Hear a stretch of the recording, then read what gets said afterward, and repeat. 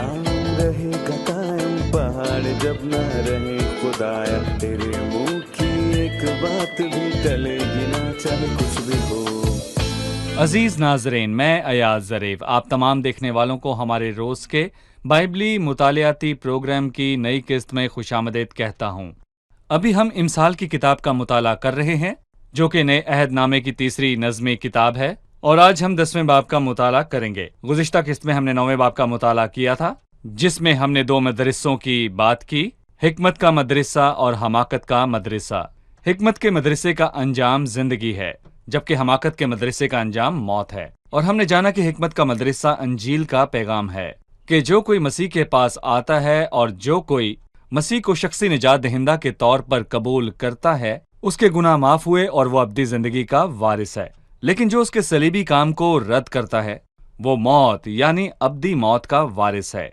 आज के प्रोग्राम के आगाज से पहले मैं खुदा के खादमीन का स्टूडियोज में खैर मकदम करूंगा। भाई असाम खुशामदीद। बहुत शुक्रिया डॉक्टर फयाज खुशामदीद। शुक्रिया भाई। और स्टूडियो में आए हमारे दीगर मेहमानों को भी खुशामदीद।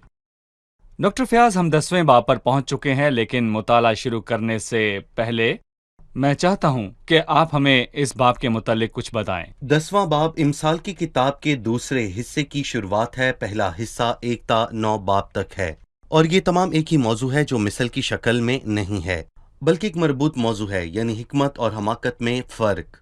ये पहला हिस्सा है जो बाब 1 ता 9 पर मबनी है, और इमसाल की किताब का दूसरा हिस्सा 10वें बाब से शुरू होकर 21वें बाब के आखिर तक है, और ये बड़ा हिस्सा है जिसे मजीद 3 हिस्सों में तकसीम किया जा सकता है। 10वें बाब से 24वें बाब के आखिर तक वो इमसाल हैं जिनका मुसन्निफ सुलेमान है। उसने उन्हें लिखकर छोड़ा और फिर जमा किया। ये वो इमसालें हैं जिन्हें सुलेमान ने बयान किया, लेकिन वो इन्हें जमा ना कर सका और हिजकिय्याह और उसके लोगों ने इसे जमा किया। 30वां बाब एक अलग हिस्सा है जो याका के बेटे अजरू की बातें हैं, और बाब 31 लमूएल बादशाह की पैगाम की बातें हैं, लेकिन ये उसकी बातें नहीं बल्कि ये उसकी माँ बैतसबा की बातें हैं जो उसने उसे सिखाईं। और गालिबन लमूएल बादशाह सुलेमान है, लेकिन ये उसकी बातें नहीं बल्कि ये वो बातें हैं जो उसकी माँ ने उसे सिखाईं।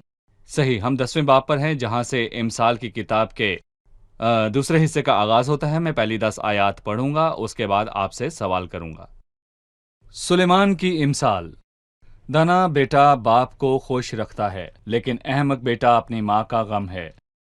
शरारत के खजाने इब्स हैं, लेकिन सदाकत मौत से छुड़ाती है। खुदावंद सादिक की जान को फाका ना करने देगा, पर शरीरों की हवस को दूरो दफा करेगा। जो ढीले हाथ से काम करता है कंगाल हो जाता है, लेकिन मेहनती का हाथ दौलतमंद बना देता है। वो जो गर्मी में जमा करता है दाना बेटा है, पर वो बेटा जो दरों के वक्त सोता रहता है शर्म का बायस है। सादिक के सर पर बरकतें होती हैं, लेकिन शरीरों के मुंह को जुल्म ढांकता है। रास्त आदमी की यादगार मुबारक है, लेकिन शरीरों का नाम सड़ जाएगा। दना दिल फरमान बजा लाएगा, पर बकवासी अहमक पिछाड़ खाएगा। रास्त रो बेखटके चलता है, लेकिन जो कजरवी करता है जाहिर हो जाएगा। आंख मारने वाला रंज पहुंचाता है, और बकवासी अहमक पिछाड़ खाएगा। डॉक्टर फयाज, 1 ता 10 आयात हमें दना बेटे और अहमक बेटे के बीच जो शर्मिंदगी का बायसा फर्क बताती है। आप इन अल्फाज पर कुछ रोशनी डालिए। दरअसल दाना और अहमक बेटे के दरमियान फर्क है, या रास्तबाज और शरीर बेटे के दरमियान ये वो मौजू है जो कम से कम 5 अबवाब तक जारी रहता है, और 15वें बाब तक हम 5 या फिर 6 अबवाब को मैं कहूँगा कि हम एक ही मौजू दे सकते हैं। और दाना और अहमक या फिर शरीर शख्स में बहुत फ़र्क है, इसीलिए तमाम आयात ऐसी मिसल की सूरत में हैं जिसके 2 हिस्से हैं, और पहले हिस्से में दाना की बात है जबकि दूसरे हिस्से में अहमक की बात है, और इन इमसाल की यही सूरत है। और इब्रानी शायरी में हर बंद के 2 हिस्से होते हैं, और ये दोनों एक दूसरे की मुतजाद सूरत में होते हैं, यानी कि मुतजाद मुतवाजी दोनों बरक्स हैं। और इसीलिए 10वें बाब में हम खास तौर पर देखते हैं कि सादकों का तस्करा या लफ्ज़ सादिक का बारहा जिक्र हुआ है, और फिर कम से कम 13 बार सादिक दाना बेटा है। वो दाना बेटा है जो अपने बाप की खुशी है, और उसके अपने बाप की खुशी होने की वजह क्या है? क्योंकि उसका बाप उसमें ऐसी बातों को देखता है जिससे उसे खुशी मिलती है। सो वो उसके काम को देखता है कि वो मेहनती है, वो उसके बर्ताव को देखता है कि वो दयानतदारी से चलता है। इसीलिए हम बहुत बार पढ़ते हैं कि दोबारा सादकों के मुंह का जिक्र है, दोबारा सादिक के लबों का जिक्र है और एक बार सादिक की जुबान का जिक्र है। लिखा है कि रास्तबाज का कलाम उसके बाप की खुशी है। जी ठीक है। इस हिस्से को खत्म करने से पहले यहाँ बात दाना बेटे और अहमक बेटे की हो रही है। दाना बेटे को छोड़ दें, भले वो सुलेमान था या नहीं था। इकलौते बेटे की तरफ चलते हैं सही। जो खुदावंद यीशु जी। मसीह है। आपने कहा कि यहाँ बात दाना बेटे की हो रही है, उसके कलाम, उसके नाम, उसके बर्ताव की। मसीह कैसा था जो सारे जलाल का मालिक है, जो दाना बेटा है? अपने बर्ताव, अपने कामों में, अपने बाप की नजर में कैसा था? बाप ने उसे किस नजर से देखा? देखिए, हर लफ्ज जो खुदावंद यीशु मसीह के मुंह से निकला और हर कदम जो उसने लिया, हर काम जिसे उसने हाथ लगाया, बाप को उससे राहत अंगेज खुशबू मिली। और इसका सबूत खुला हुआ आसमान था जब रूहुल कुद्स कबूतर की सूरत में उस पर बैठ गया और बाप ने आसमान से ऐलान किया, ये मेरा प्यारा बेटा है जिससे मैं खुश हूँ। और मसीह के मुतालिक खुदा के कलाम में 7 बार गवाही दी गई, 3 बार बपतिस्मे के हवाले से और 3 बार पहाड़ पर सूरत बदलने के हवाले से, और एक बार पतरस अपने दूसरे खत में यूं गवाही देता है कि ये मेरा प्यारा बेटा है जिससे मैं खुश हूँ। एक बाप की कामिल खुशी उसके बेटे के साथ जो उसे जमीन पर जलाल दे रहा है। सही। इसलिए वाहिद प्यारा इकलौता बेटा खुदावंद यीशु मसीह है जो सारे जलाल के लायक है। भाई असाम फिर लेकिन यहाँ पर यह भी है कि कह लीजिए कि खुदा हमारा बाप होते हुए जी हम उन बातों को देखने के मुंतजिर हैं जो बातें मसीह की जिंदगी, उसकी बातचीत, उसके अमाल और बर्ताव में थी। मुझे अपनी सारी जिंदगी उस तरीके से गुजारनी है। लेकिन क्या मैं अमली तौर पर मसीह की मानंद जी सकता हूँ? देखें, बहुत बार अमली जिंदगी में जब हम जवानों को या उन्हें जो जवान नहीं है मसीह के मुतल्लिक बताते हैं कि मसीह ऐसी सूरत हाल में ये करता, तो वो हमसे कहते हैं ये फक्त मसीह ही कर सकता है, हम मसीह की मानंद कहाँ? हम मसीह की मानंद जीने की सलाहियत रखते हैं क्योंकि उसने हमें अता की है। सादा सी बात है कि वो चाहता है कि हम ये कह पाने के मुकाम पर पहुँचें कि मसीह मुझ में ज़िंदा है। वो चाहता है कि हम उस मुकाम पर पहुँचें कि कहें कि वो मुझ में ज़िंदा है। अब मैं ज़िंदा ना रहा बल्कि मसीह मुझ में ज़िंदा है और उसी की सलाहियत मुझ में है। सो मैंने अपनी जिंदगी पाई, यानी खुदा की हयात, और रूहुल सही। कुद्स मुझ में सुकूनत करता है। उसकी कुदरत ने वो सब चीजें जो जिंदगी और दीनदारी से मुतल्लिक है अनायत की। हम भी उसी तरह चल सकते हैं जैसे वो चलता है। लेकिन मैं एक अमली बात कहना चाहूँगा कि मुझे उनसे डर लगता है जो कहते हैं कि मसीह ऐसा है। वो दर हकीकत मुनफरिद है और हमारे और उसके दरमियान पुराने अहदनामा की अलामत के मुताबिक 2000 हाथ का फासला है। लेकिन मैं ये कहना चाहता हूँ कि इस फासले का मतलब ये नहीं कि मैं अपने घर पर बैठकर यही कहता रहूँ कि मैं ऐसा ही रहूँगा क्योंकि मसीह तो ऐसा है नहीं। मैं जानता हूँ मैं कामलियत के उस मुकाम तक पहुँचूंगा, अभी नहीं, लेकिन जब तक मैं कामलियत के उस मुकाम तक ना पहुंच जाऊं, हर रोज़ मुझे बेहतर होना है, हर रोज़ मुझे उसके नज़दीक तर होना है। सो मुझे ज़रूर अपने आगे ये हर वक्त कहना है, ये मकसद रखना है कि मुझे मसीह का चेहरा नज़र आए जब तक कि मसीह तुम में सूरत ना पकड़े। पौलुस रसूल की अपने अजीज़ों की खातिर यही जंग थी। लेकिन ऐसा तब होगा जब हम मसीह से भरे होंगे। बिल्कुल क्योंकि मैं सही। कहूंगा कि जब कोई किसी को पसंद करता है, जब कोई जवान लड़का किसी फुटबॉलर को पसंद करता है या जवान लड़की किसी अनाउंसर को पसंद करती है,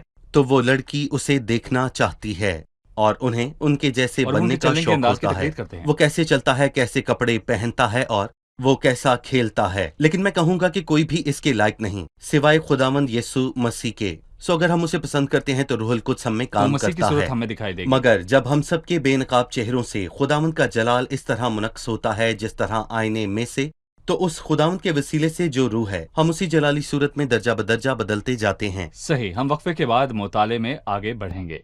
नाजरीन, मिलते हैं एक छोटे से वक्फे के बाद, हमारे साथ रहिए। खुदा हमें अपने मैदान में तरबियत देना चाहता है ताकि हम बड़े शहरों को तामीर करें। जमीनी शहर नहीं जो फानी है, बल्कि उसके बड़े घर में तामीर करे जहां सब इंसान सकूनत कर सकें। इसलिए हमें उससे उसके मदरसे में सीखने की ज़रूरत है, जहां वो सिखाता जाता है जिसकी हमें ज़रूरत है। हमें फ़क्त अपनी ज़िंदगियां उसके हवाले करनी हैं ताकि वो हमारे दिलों पर सल्तनत करे, ताकि वो हमें बनाए, संवारे और अपने हकीकी शागिर्द बनाए। क्योंकि मेहनती वही है जो काम करता मुशक्कत करता है।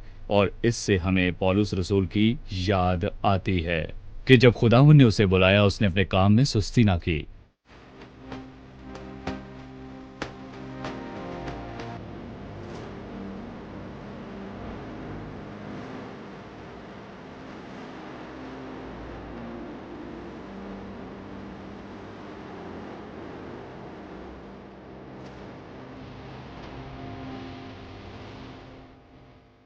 خوش آمدید. آئیے امثال کے 10ویں باب کے مطالعے میں آگے بڑھتے ہیں. بھائی اسام 5ویں آیت میں دانا بیٹے اور گرمی کا تذکرہ کیا گیا ہے. آپ نے گزشتہ ایک ساتھ میں چیونٹی اور اس کے گرمی کے موسم میں خوراک جمع کرنے کا ذکر کیا. لہٰذا ہمیں بتائیے دانا بیٹا گرمی میں کس طرح تیار ہوتا ہے. میں چوتھی آیت کو پڑھنا چاہوں گا کیونکہ جی. یہ آیت اس سے جڑی ہے. دانا شخص کہہ رہا ہے کہ ڈھیلے ہاتھ سے کام کرتا ہے، کنگال ہو جاتا ہے، لیکن محنتی کا ہاتھ دولت مند بنا دیتا ہے. اور یہ کاہل لوگوں کے لیے نہیں ہے، تاکہ ایسا نہ ہو کہ کوئی یہ سوچے بس مجھ سے مسیح پر ایمان لانے ہی کا تقاضا کرتی ہے اور بس اس کے ایک کام اور بعد پھر کسی آرام. چیز کی ضرورت نہیں. ہاں، بس ایک کام اور پھر آرام. اس کے برعکس کیا مسیحت جنگ کی زندگی ہے؟ جی، میں نے مسیح کے وسیلہ نجات حاصل کی ہے. جی، اسے قبول کرنے ایک لمحے کے اندر. جی، لیکن مسیح کو قبول کرنے کے لیے اسی لمحے میری محنت اور جنگ کا آغاز ہو گیا ہے. جہاں تک گرمی کی بات ہے، یہاں اس نے اسے کسی اور چیز سے جوڑا ہے جو گرمی میں جمع کرتا ہے. دانا بیٹا ہے، وہ بیٹا جو درو کے وقت سوتا رہتا ہے، شرم کا باعث ہے. وہ یہ کہنا چاہتا ہے کہ گرمی کا موسم کٹائی کا موسم ہے. یہ موقع ہے، وہ موقع جسے آدمی گنوانا نہیں چاہتا. بہت سے صحیح. موقع ہم گنوا دیتے ہیں. سب سے بڑا موقع جسے انسان گنوا دیتا ہے وہ اس کی جان کی مخلصی کا موقع ہے. اور کیونکہ گرمی کا موسم کٹائی کے وقت سے تعلق رکھتا ہے، وہ یرمیہ میں یہ بات کہتا ہے، فصل کاٹنے کا وقت گزرا، گرمی کے ایام تمام ہوئے اور ہم نے رہائی نہیں پائی. لیکن ایسے لوگ بھی ہیں جو یہ کہہ سکتے ہیں کہ بھلے گرمی کا موسم یا کٹائی کا موسم تمام ہو جائے، ہم مسیح کے کام کے وسیلہ سے نجات پا چکے ہیں. اس لیے میں یہ کہنا چاہتا ہوں کہ، اور مجھے امید ہے کہ ہمارے تمام ناظرین اس موقع کو گنوانا نہیں چاہیں گے جو کہ زندگی کا موقع ہے، مسیح کو نجات دہندہ قبول کرنے کا. کیونکہ اس کی زندگی کے بعد بالکل کوئی موقع باقی نہیں رہتا، بلکہ ہر ایک ایماندار کے لیے مسلسل بہتری کا موقع ہے کہ ہم مسیح کے نزدیک تر ہوں تاکہ اس کی مزید خدمت اور بندگی کو کر سکیں. جب کبھی ہم ایسے موقع کو گنوا دیتے ہیں تو وہ بیٹا ٹھہرتے ہیں جو شرمندگی کا باعث ہے، جو کٹائی کے وقت سوتا رہتا ہے، جو کٹائی کے وقت سوتا ہے، کیونکہ وہ اس دنیا سے جس میں وہ رہتا ہے کاہلی کے باعث اکتایا ہوا رہتا ہے. خداوند نے ہمیں سکھایا ہے چراغ جلا کر چراغدان کے اوپر رکھتے ہیں تاکہ اس سے سب لوگوں کو روشنی حاصل ہو. لیکن وہ کہتا ہے کہ ایسے لوگ بھی ہیں جو اسے ٹوکرے کے نیچے رکھتے ہیں، جو کہ تجارت میں مصروف ہیں اور دنیا کے معاملات، کام کاج، کاروبار میں الجھے ہوئے ہیں. صحیح. چلیے مہمانوں کی طرف بڑھتے ہیں اور جانتے ہیں ان کا سوال. میرا سوال 7ویں آیت سے ہے. راست آدمی کی یادگار مبارک ہے، لیکن شریروں کا نام سڑ جائے گا. اس سے کیا مراد ہے؟ جی، کیا مراد ہے؟ ہم جاننا چاہتے ہیں کہ اس آیت کا کیا مفہوم ہے. دیکھیں، اگر مجھے اس کا جواب دینا ہے تو اسے پچھلی آیت یعنی 7ویں آیت سے جوڑنا ہوگا. آیت 6 اور آیت 7 انسان کی زندگی اور انسان کی موت کے حوالے سے بات کرتی ہیں. سو ایک راست باز ایماندار شخص کی زندگی میں اس کے سر پر برکتیں ہیں، اور میں کہوں گا کہ وہ اپنی زندگی میں الہی برکتوں سے محظوظ ہوتا ہے. جبکہ شریر تاریکی میں چلتا ہے، اس کے ارد گرد تاریکی ہے اور گویا وہ اپنی راہ جانے بغیر ہی چلتا ہے. لیکن زمینی زندگی ختم ہونے کے بعد بھی راست باز کی یادگار مبارک ہوگی. جب بھی ایماندار یا حکیم شخص کو یاد کیا جائے گا تو اس کا تعلق برکت اور دل کی خوشی سے ہوگا، جبکہ شریر کی باتوں کا تعلق ایسی باتوں سے ہوگا جو کہ سچ میں بے چینی سے تعلق رکھتی ہیں سڑ اور جائے گا. کچھ دیر کے بعد شریر کی یاد نہ رہے گی، پر صادقوں کی یادگار ہمیشہ ہی رہے گی. دیکھیں، میں چند موازنات کرنا چاہوں گا تاکہ یہ بات واضح ہو سکے. میں کہوں گا کہ صادق کے سر پر برکتیں ہیں، لیکن شریروں کے منہ ظلم ڈھانکتا ہے. اور مجھے یاد ہے کہ جب پولس فیلکس اور اگرپا کے سامنے عدالت میں پیش ہوا تو میں سوچتا ہوں کہ پولس بابرکت تھا اور وہ پرسکون پر اطمینان تھا اور اس سے بہت ہی تسلی تھی، اور وہ سچ میں بے خوف تھا اور وہ قید میں ہوتے ہوئے برکات سے محظوظ ہوتا رہا. بلکہ شریر فیلکس اور اگرپا خوف زدہ تھے حالانکہ وہ قاضی تھے. لیکن راست باز کی یادگار مبارک ہے اور اس کا تعلق برکت سے ہے. اور مجھے قائن اور حابل بھی یاد ہے. جہاں کہیں حابل کا ذکر ہے، وہ مر گیا تب بھی زندہ ہے اور ہمیں ہر روز سکھاتا ہے. حابل کا تعلق اچھے کام سے ہے جو اس نے کیا، جبکہ قائن کا ذکر جہاں بھی ہوا اس کا تعلق شرارت سے ہے. کہ اس نے اپنے بھائی کا خون کیا۔ سو حابل کا نام موت کے بعد بھی برکت سے تعلق رکھتا ہے، جبکہ قائن کی موت کے بعد اس کے نام کا تعلق ان باتوں سے ہے جو کہ بے برکت باتیں ہیں، جو کہ ہمیں اس شرارت کی یاد دلاتی ہیں جو اس نے کی تھی۔ 2 کردار اور بھی ہیں، سارا اور لوط کی بیوی۔ جانتے ہیں جب کبھی سارا کا نام آتا ہے تو لوگ کس طور پر اسے یاد کرتے ہیں؟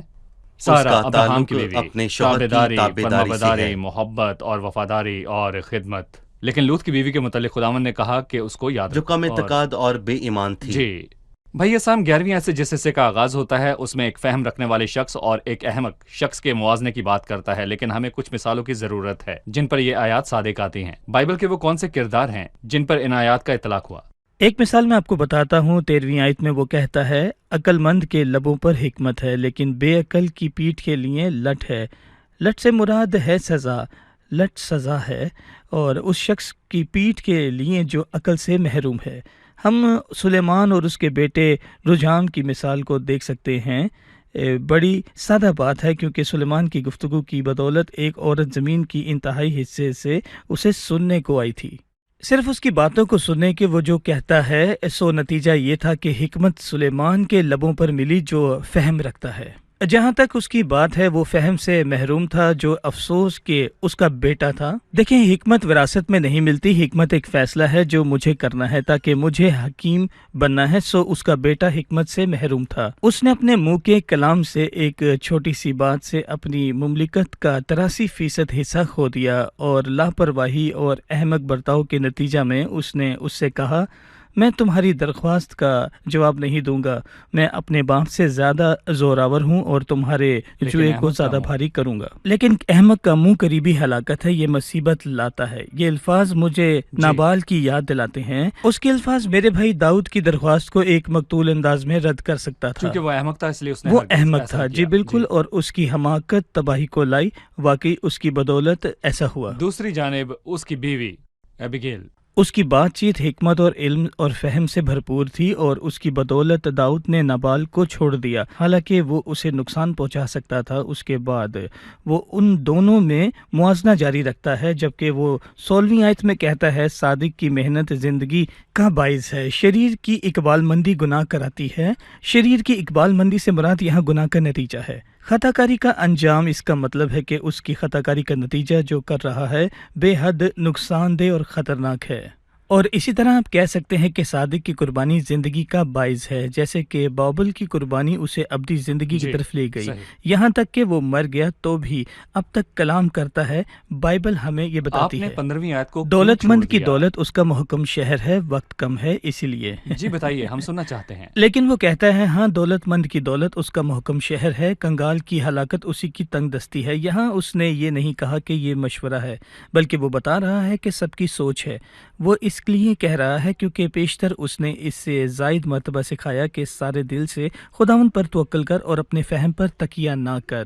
یہاں پر وہ یہ کہنا چاہتا ہے۔ اس سے ہمیں نبوکت نظر کی یاد بھی آتی ہے، جو بابل شہر کی دیواروں کے ساتھ چلتے ہوئے سوچنے لگا کہ یہ میرا محکم شہر میری دولت ہے۔ صحیح جی، دیکھیں یہاں آپ کو میں بتا رہا ہوں کہ امیر شخص کی سوچ یہ ہے کہ آئیے نبوکت نظر کی مثال دیکھتے ہیں، جس میں آپ نے ذکر کیا کہ اس کی لطیف راحت ایک سیکنڈ میں دشت میں تبدیل ہو گئی، اور اس کی زندگی میں ایک ہنگامہ بھرپا ہو گیا، اور اس کا محکم شہر اٹھا کر باہر پھینک دیا گیا۔ لیکن ساتھ ہی اس نے یہ بھی کہہ کر شریروں کو لگتا ہے کہ ان کی ہلاکت ان کی تنگ دستی ہے۔ مجھے جبکہ یاد ہے کہ مردکی جیسا غریب انسان، ایک مزدور جو کہ بادشاہ کے دروازے پر بیٹھا تھا اور اس کے پاس کچھ نہ تھا، ایک دن اس نے اپنے لوگوں کے خلاف خوفناک ترین خبر سنی، لیکن نہ تو بادشاہ جسے لگتا تھا کہ اس کا محکم شہر اس کی حفاظت کرے گا، نہ ہی وہ غریب اپنی تنگ حالی کے سبب سے ہلاک ہوا، لیکن اس کے برعکس بالآخر خداوند نے مداخلت کی اور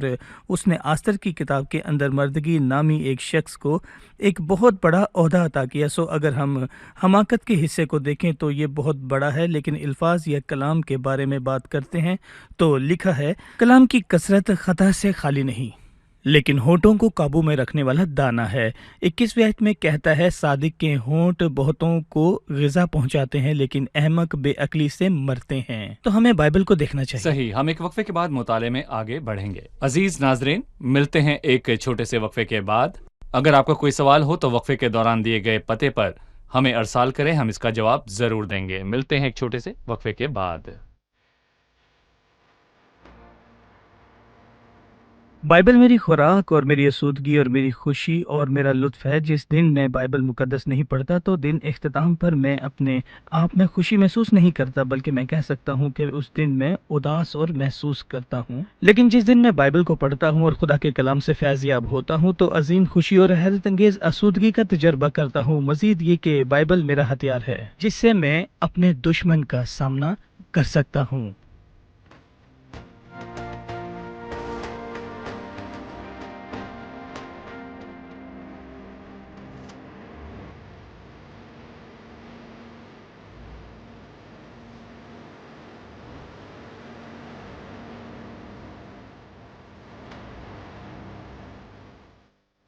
عزیز ناظرین، وقفے کے بعد ہم دوبارہ حاضر ہیں۔ آئیے امثال کے 10ویں باب کے مطالعے میں آگے بڑھیں۔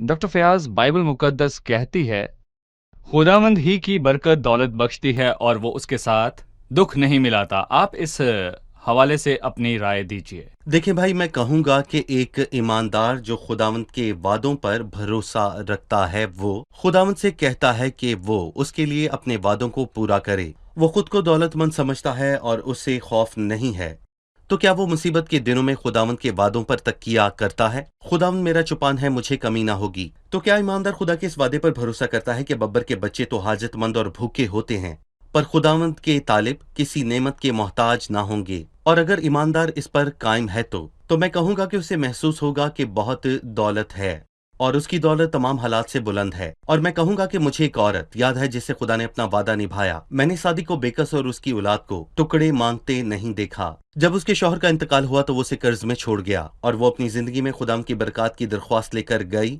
اور اس نے مرد خدا کو بتایا تیرا خادم خداوند سے ڈرتا تھا، اور اس نے اسے پوچھا کیا ہمارا ضرورت مند رہنا صحیح ہے؟ اس نے کہا ناممکن، کیونکہ خداوند کے وعدے پورے ہونا بہت ہی ضروری ہے۔ اور اسے احساس ہوا کہ وہ بہت ہی امیر ہے، اور تو اس کا قرض بھی ادا ہو گیا، اور اس تیل کو بیچ کر نہ صرف اس کا قرض ادا ہوا بلکہ اس کے صبح و شام کے لیے بھی وہ کافی تھا۔ سو خداوند ہی کی برکت دولت بخشتی ہے، اور میں کہوں گا کہ صادق کا تھوڑا سا مال بہت سے شریروں کی دولت سے میں کہوں گا کہ کئی گنا بلکہ 1000 گنا بہتر ہے۔ اور خداوند کے ہاتھ میں 5 روٹیاں اور 2 مچھلیاں آسودگی عطا کرتی ہیں، مجمع چاہے کتنا بھی بڑا ہو۔ لیکن اس کے بعد وہ کہتا ہے کہ احمق کے لیے شرارت کھیل ہے۔ اس کا مطلب ہے کہ شریر خوش ہوتے ہوئے گناہ کرتا ہے اور شرم کی باتوں پر فخر کرتا ہے۔ اور مجھے یاد ہے کہ ہیرودیس نے ایک جشن کا اہتمام کیا اور ناچنے والی کو بلایا، اور وہ اس سے اتنا خوش ہوا کہ اس نے سب کے سامنے کہا کہ وہ اسے اپنی آدھی سلطنت دینے کو تیار ہے۔ لیکن یہ سب کچھ کس لیے تھا؟ اس نے یوحنا کا سر مانگا اور اس نے دے دیا۔ یہ چھوٹی سی بات تھی۔ اور بیل شزر نے ہیکل کے برتنوں میں نوشی کی تھی۔ گویا وہ کوئی بہت اچھا اور لطیف کام کر رہا ہے، لیکن وہ خدا کی توہین کر رہا تھا، اور وہ بھی نہیں جانتا تھا کہ یہ رات اس کے لیے بہت ہی بربادی اور مصیبت کی رات ہے۔ پر حکمت عقل مندوں کے لیے ہے، کیونکہ وہ جو عقل مند ہے حکمت سے کام لیتا ہے۔ آپ فنہاس کی مثال لے لیجئے۔ جب لوگ زناکاری کر رہے تھے تو موسیٰ نے کہا جو خدا کی طرف ہے میرے پاس آ جائے، اور فنہاس نے خدا کے جلال کے لیے ایک مضبوط قدم اٹھایا اور اس نے ہر شے کو اس کی جگہ پر رکھا۔ یوسف نے حکمت سے کام لیا، وہ فہم رکھتا تھا۔ جب اس عورت نے اس پر دباؤ ڈالا تو وہ مضبوط رہا، چاہے اس کو اس کے سبب سے قید میں ہی کیوں نہ جانا پڑے۔ وہ خدا کو کبھی بھی ناراض نہیں کرے گا۔ میں کیوں ایسی بڑی بدی کروں اور خدا کا گناہگار بنوں؟ صحیح۔ چلیے اب حاضرین سے ان کا سوال جانتے ہیں۔ میرا سوال ہے، جی، حکمت وراثت میں نہیں ملتے، سلیمان کے بیٹے نے اس سے حکمت کی وراثت کو نہ پایا، حالانکہ سلیمان بہت حکیم تھا۔ ہمیں بتائیے کہ ایسے میں ہم اپنے بچوں کو حکمت کیسے دے سکتے ہیں؟ جی، اگر حکمت وراثت میں نہیں مل سکتی تو ہم اپنے بچوں میں اسے کس طرح منتقل کر سکتے ہیں؟ دراصل جب ہمارے بچے ہمیں حکمت کے فیصلے کرتے دیکھتے ہیں، جب وہ دیکھتے ہیں کہ واقعی حکمت سے زندگی گزار رہے ہیں اور ہم ان کے آگے حکمت کے اصولوں کو واضح کرتے ہیں، بلکہ میں پہلے بھی کہہ چکا ہوں کہ ہمیں ان کے آگے حکمت مطابق زندگی گزارنی چاہیے، کیونکہ میرا خیال ہے کہ رجحان حکومت سے اس لیے دور بھاگا کہ اس نے سلیمان کو اس کے آخری ایام میں دیکھا، کیونکہ سلیمان اپنے آخری برسوں میں اپنے ذہن سے چلا اور اس نے عورتوں کو بیایا اور بہت سے دوسرے کام کیے، اور اس نے خداوند کو بہت بار غضب دلایا۔ اگر وہ صحیح صحیح طور پر چلتا جس طرح داؤد آخر تک صحیح چلا. بھلے داؤد کی زندگی میں بھی بہت سی خطائیں اور ٹھوکریں آئیں لیکن وہ توبہ کر کے لوٹتا رہا. سو وہ اس لائق رہا کہ سلیمان تک اپنی حکمت اور دینداری کو منتقل کر سکے، بلکہ وہ اس کے لیے ایک مثال، ایک نمونہ بنے تاکہ وہ اس کے وسیلہ اس کی مانند جی سکے. لیکن رجام جن برسوں میں سلیمان کے ساتھ رہا جبکہ وہ نوجوان شخص تھا، اس نے کوئی مثالی شخص نہ دیکھا، اس لیے اس کی حکمت اس تک منتقل نہ ہو سکی. سو بہترین کام جو میں اپنے بچوں کے لیے کر سکتا ہوں وہ یہ ہے کہ ان کے لیے مثال بنے، اور جب ہم مثال بن جائیں گے تو ہمیں انہیں سکھانا چاہیے کہ کیسے سوچنا ہے، اور یہ ایک عملی بات ہے. میں اپنے بچوں کو تعلیم دیتا ہوں، مجھے صرف انہیں اصولوں کی فہرست نہیں دینی بلکہ مجھے انہیں سادہ باتیں سکھانا چاہیے کہ میں فلاں معاملے میں سوچ ایسی رکھتا ہوں. ٹھیک ہے ڈاکٹر فیاض، آخر میں 30ویں آیت پر بات کرنا چاہوں گا. صادقوں کو کبھی جنبش نہ ہوگی لیکن شریر زمین پر قائم نہیں رہیں گے. آپ شریروں کے انجام اور صادقوں کے انجام کے حوالے سے کیا کہیں گے؟ یہ آیت مجھے خداوند اور بیتنیہ کی دو بہنوں میں ہونے والی گفتگو کی یاد دلاتی ہے. قیامت اور زندگی میں ہوں، جو مجھ پر ایمان لاتا ہے گو وہ مر بھی جائے تو زندہ رہے گا. بھلے ہی ایماندار کے دن ختم ہو جائے، کون کہتا ہے کہ ایماندار کی زندگی ختم ہوگی؟ یہ حقیقی شروعات ہے جس کا آغاز زندگی کے اختتام پر ہوتا ہے. صادقوں کو کبھی جنبش نہ ہوگی اور ابدیت اس کی منتظر ہے، اور وہ ابدی حیات کی بھرپوری سے محظوظ ہوگا جو کہ وہ ویسی ہی ہے جیسے خدا کی حیات. لیکن افسوس، شریر کی زندگی ختم ہو جائے گی کیونکہ اس کی تمام باتیں زمین کے ساتھ جڑی ہیں، اور زندگی کے اختتام پر اس کا ناتا ان باتوں سے ٹوٹ جائے گا اور وہ ابدیت کی آگ اور گندک کی جھیل سے گزرے گا. لیکن صادقوں کو کبھی جنبش نہ ہوگی بھلے ہی اس کی زندگی زمین پر ختم ہو جائے. جبکہ شریر زمین پر قائم نہ رہیں گے اور ان کی امید زمینی زندگی کے ساتھ ختم ہو جائے وہ گی. زمین پر قائم نہ رہیں گے. عہد قدیم کے مطابق ان کے پاس زمینی برکتیں نہیں ہیں. شکریہ، خداوند آپ کو برکت دے. چلیے مہمانوں سے ان کی رائے جانتے ہیں. جی، آج کے پروگرام سے آپ نے کیا سیکھا؟ میں اس بات سے متاثر ہوا کہ ایسی بلند درجے کی حکمت جو کہ ہم امثال کی ساری کتاب میں دیکھ سکتے ہیں، ہمیں اس کے مطابق زندگی گزارنی ہے تاکہ ہم مسیح کی صورت پر ڈھلتے جائیں، جو اکلوتا بیٹا ہے، باپ کی گود میں ہے، جس نے اپنے آسمانی باپ کو خوش کیا. اور مجھ میں اسی طرح جینے کی صلاحیت موجود ہے، روح القدس کے وسیلے جو مجھے ایسی زندگی گزارنے کی قوت بخشتا ہے. صحیح. حکمت وراثت میں نہیں ملتی، اور ہمیں اپنے بچوں کے لیے مثال بننا ہے تاکہ انہیں تعلیم دے سکیں اور انہیں صحیح اور غلط کے درمیان فرق بتا سکیں تاکہ وہ اپنی زندگی میں فہم اور حکمت کے ساتھ چل سکیں. صحیح. شکریہ، خداوند آپ کو برکت دے. خادمین کا بھی شکریہ. اگلی قسط میں آپ سے پھر ملاقات ہوگی. ناظرین، آج کی قسط کی آخری بات کے ساتھ آپ سے اجازت چاہوں گا. صادقوں کو کبھی جنبش نہ ہوگی لیکن شریر زمین پر قائم نہیں رہیں گے. اس لیے ناظرین، میں آپ کو بتانا چاہتا ہوں اور مجھے امید ہے کہ آپ صادقوں میں سے ہیں، صادق جو مسیح کی صلیبی کام میں پناہ لیتے ہیں. اگلی قسط میں آپ سب سے پھر ملاقات ہوگی. خداوند آپ کو برکت دے.